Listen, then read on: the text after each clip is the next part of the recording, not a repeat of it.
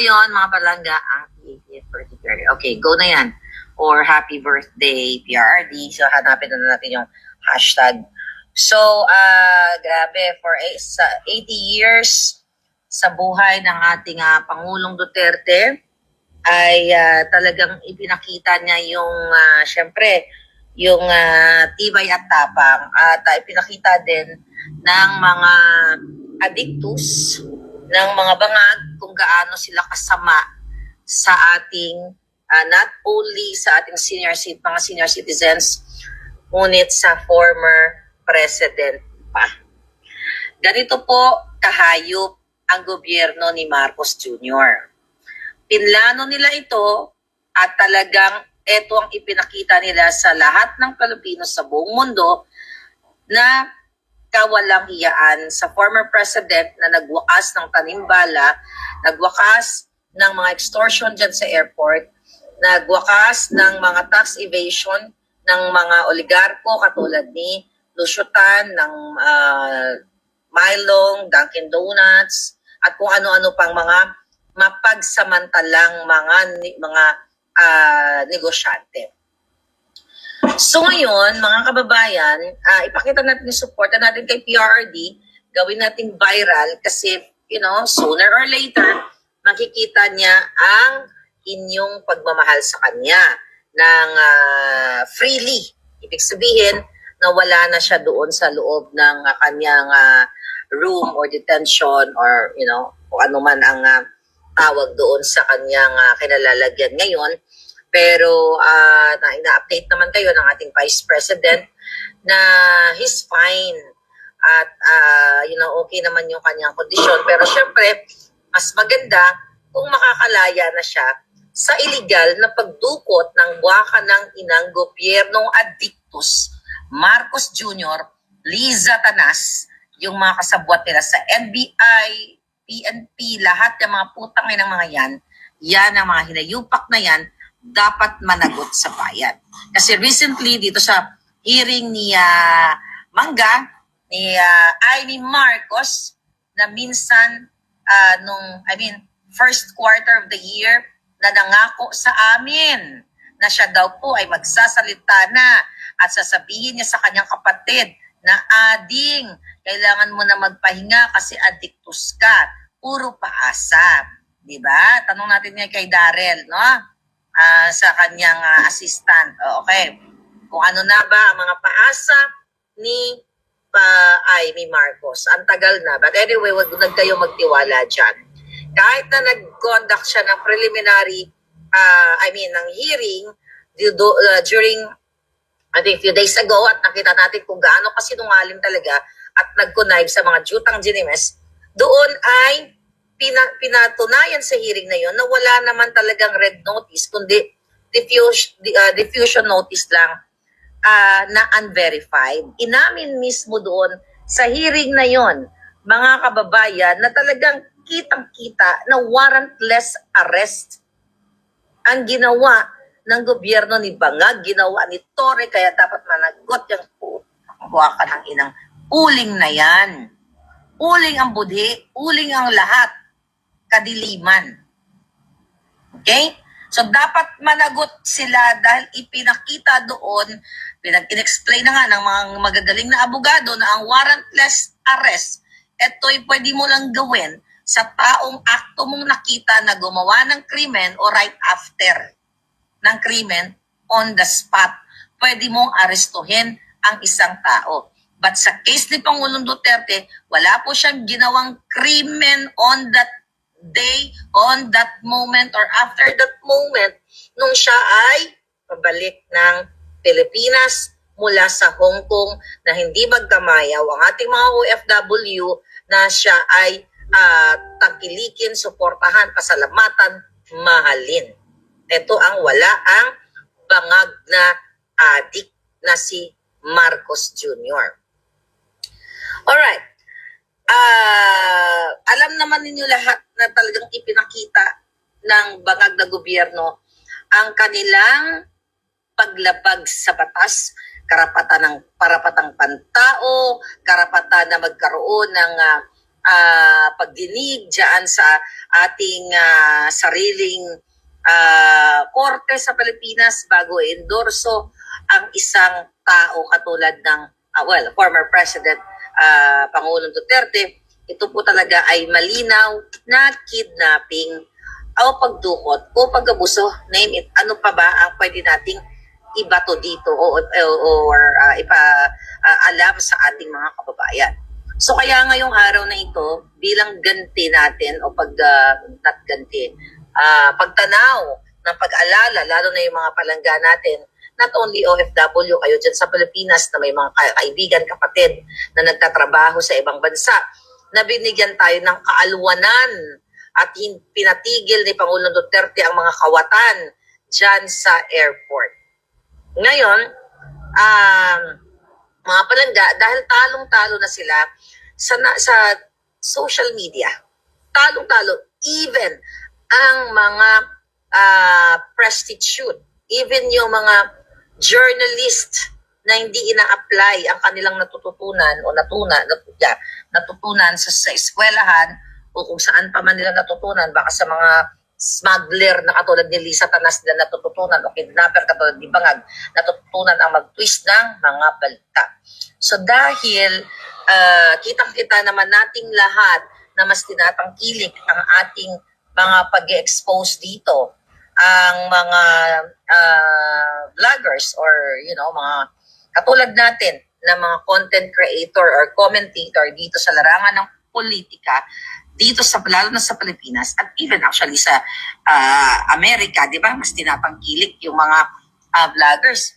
So kaya naman talagang ang ginagawa ng mga bangag na to ay sindakin tayo lahat. Okay? Gagamitin daw nila yung Interpol para makipag-ugnayan sa iba't ibang bahagi ng bansa para tayo ay bigyan ng burden.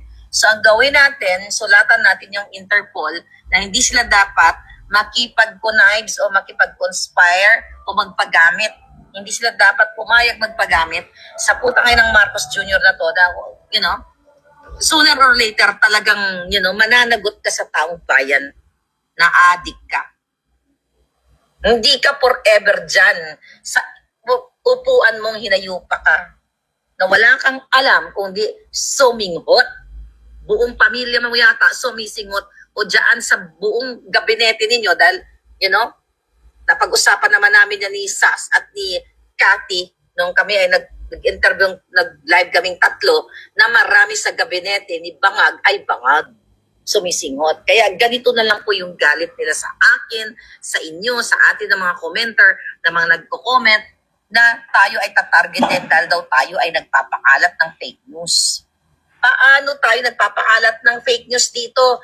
By the way, gusto ko lang sabihin sa inyo, shoutout kay Spoke Sari, nagkita na kami kagabi. Yung authentication na galing sa California, na ang video na pinakita ko ay authenticated, ay ipinorward ni Attorney Harry Roque dito sa the Netherlands. Hindi po yan, hindi makukonsider yung asylum application ni Attorney Harry Roque kung mag-submit kami ng mga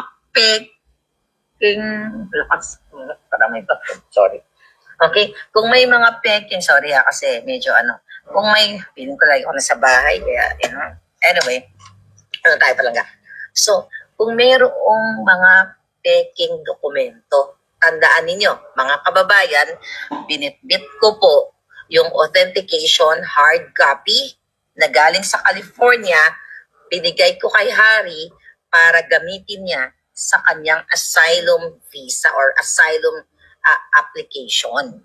Hindi po hindi ko ipapahamak ang sarili ko na gumawa ako, magbitbit ako ng peking documents galing sa recto, katulad ni Bangag, ng kanyang diploma ay galing sa recto, 'di ba? Puro kasinungalingan para ipahamak ko yung sarili ko.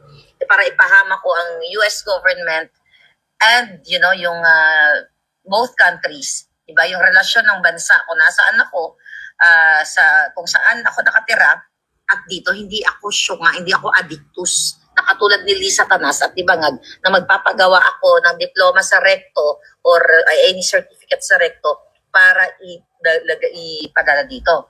So yun po. So isa sa mga ginamit ni Attorney Harry Roque, dating spokesperson Harry Roque, yung authentication. Okay? Yung authentication. Okay. Ngayon, mga kababayan, the reason why tina-target tayo. So gagamit sila ng mga fabricated crime, magpa-file sila ng mga cases, not only para sa akin, even kay SAS, ngayon na talagang sobrang tina-target nila kasi masyado kaming mabangis pagdating sa social media engagement. Right? Nasasapawan na namin ang mga, nasapawan mo talaga yung mga sinungaling. Even yung undersecretary na tahol ng tahol, hoy, huwag kang gagamit-gamit ng Claire dahil hindi ka Claire. Clarissa ka. Okay? Yung undersecretary po na nagpapanggap sinungaling, gagamitin mo pa yung pangalan ko, ako sa birth certificate ko, Claire talaga ako. C-L-A-I-R-E.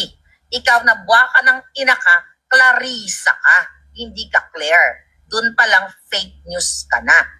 Diba? O palayaw mo yan, I don't care, pero hindi ka Claire. Isa kang Clarissang uto-uto at nagpapagamit kay Bangag. Yan, mga kabayan, asarin nyo yan. Kamo hindi ka Claire, hindi bagay sa'yo ang pangalang Claire. Pang may dignidad lang yon. Okay? But in fairness, doon sa mga Clarissa kung palangga, exempted kayo. Di ba? Ikaw ay Claring. Okay? Well, lola ko Claring. Ang lola ko actually Clarita, but not Clarissa. Okay? Ang sa akin lang, huwag ka magpanggap kasi na pareho tayo ng pangalan. Right? Hindi ka Claire. Clarissa ka, Clarida, anong pangalan mo? Clarica. Diba? Peter kang jutang ginina kang abogagang walang alam. Wala kang alam, Clarissa Castro.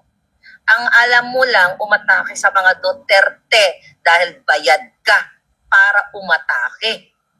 Okay? Yan ang katotohanan. Clarissa, lumulobo ka na sa paglamon mo dyan sa Malacanang. Diba? Siyempre, lumalamon kayo dyan. Pera ng bayan, lumulobo ka na. Sana magpalobo ka pa para one day mag-pop ka. Diba? Parang lobo lang. Diba? So yan, mga kapalangga. So, wag nyo nang tawagin Claire yan. Dahil ako ang tunay na Claire. Hindi siya Claire. Birth certificate ko, walang daya yan. C-L-A-I-R-E. Ikaw, Claring Praning. Sabi nung nag-comment. Diba, mga kababayan? Anyway, wag yung Claring Palingkera, sabi ni Agnes. Clariring. O, pwede rin. I love that. O, sabi ni Evie Magna, Clariring. Parang may aning-aning. Diba? Parang gano'n. Anyway, sa seryosong usapan, mga kababayan. Huwag tayong magpapatinag. Dahil itong mga hinayupak na to, imagine mo, pinadalan pa kami ni SAS. I don't know kung sino pa mga vloggers pinadalan kami ng mga bangag ng tanim inciting to sedition video. Ano po yun? Puntahan nyo na sa Boljakan at saka lalo na kay SAS, maraming po si SAS. Nakamas na mga polis, kunwari, may logo, tapos ang dilim-dilim pa na sila daw ay ito, tignan lang natin to. Sila daw ay nag-aalsa or something. Teka, wait a minute. Ang sabi ng mga nagpapanggap na police, 'di ba? Alam ko naman hindi sila police dahil hindi ganyan ang police. Alright? Okay. Ito, trash. Tinrash ko na yung message sila. Pinakita ko na ito. Anong sabi ng mga jutang ginimis? Okay, greetings. Greetings, hindi nga. Kung ito ay follower ko, okay? Kung ito ay follower ko, nagbo-view, di ba tayo, nagtatawagan tayo ng pangalan, Palangga, Marlica, Binibining Marlica, di ba? Ganon, mayroong tayong terms of endearment. Kasi na-develop na yung ating relationship through what? Pareho tayong fight para sa bayan. So, di ba, pag nag-message ka sa tao, i-address mo yung pangalan. So, ito, alarming, kayo na nabasa to, greetings. We are forwarding this message in behalf of all the uniformed personnel, katipunan ng pulisya. Anong kaputang katipunan ng pulisya? Ang sabi niya, who are disappointed and disgusted with the political exploitation of current administration. hindi rin nila matawag na Marcos Bangag administration. Ang sabi pa dito ng Tanim Inciting, our intention is to show our grievance against the political driven actions of the organization and to urge others who are grieving in silence. Julul. Sabi pa niya, okay, we entrust this video, sabi niya, we entrust this video in your Facebook page as one of the credible source of information and we align with your opinion. Oh, really, Charlie? Diba? Akala nyo mauto mo kami? Akala nyo magugoyo nyo kami? Mabubudol nyo kami ni Sas? Mga gunggong. Sabi niya, ang aming kinukundina ang mga illegal at konstitusyonal na gawain na nasa kapangyarihan, pagpapalakas ng administrasyon sa grupo nila Castro, isang convicted criminal, pagmaniobra sa BICAM report, illegal na pagpapadala kay PRRD sa isang malaking sampal na hukuman, pagsunod ng administrasyon sa banyagang pwersa, sabi niya, nais po sana naming ipaalam sa publiko, ipaalam niyo po sa publiko na meron ng lumalaking grupo, o reformado, saan? At saka huwag kayong magmas. Sa panahon ngayon, kung gusto mong magpakita ng tapang, huwag kang magmas. Kung talagang totoong pulis kayong mga hunghang, huwag kang magmas, huwag ka magtago sa kadiliman. Kung may paninindigan ka, pulis ka man, sundalo ka man, na gusto mong mag-speak up, dahil suka ka na sa kabangagan, huwag ka magmas. Ibig sabihin, kung nakatago ka sa maskara, isa kang duwag, puti ang itlog, talawan, pisot, supot. Okay, kag huwag kang magsend-send ng videong madilim pa sa budhi ng amo mong si Lisa Tanas at si Bangag. Okay? Kadiliman. Yan po ang gusto nilang gawin. Why? Okay? Bakit, mga kababayan? Ika lang. Okay? Bakit nila ginagawa sa amin ang tanim sedition? Kaya mag-ingat din kayo. Huwag kayo basta mag-post. Just look at our page. At kailangan magkaroon kayo ng pagsusuri. Dahil yan ang target lahat sa atin. Kung sakaling pinost ko yun, kunyari, ginig. Uy, Palangga, meron tayong expose. Yung mga kapulis ng mga support, na raw. Gagamitin nila yon. Kasi, ang sabi ni Julul, na si Santiago Jutang Gini ng anyway, nagbibuild sila ng case. Nagbibuild sila ng case laban sa akin, laban sa mga vloggers. So magtatanim sila ngayon na kunyari ay mga expose. Sorry na lang kayo.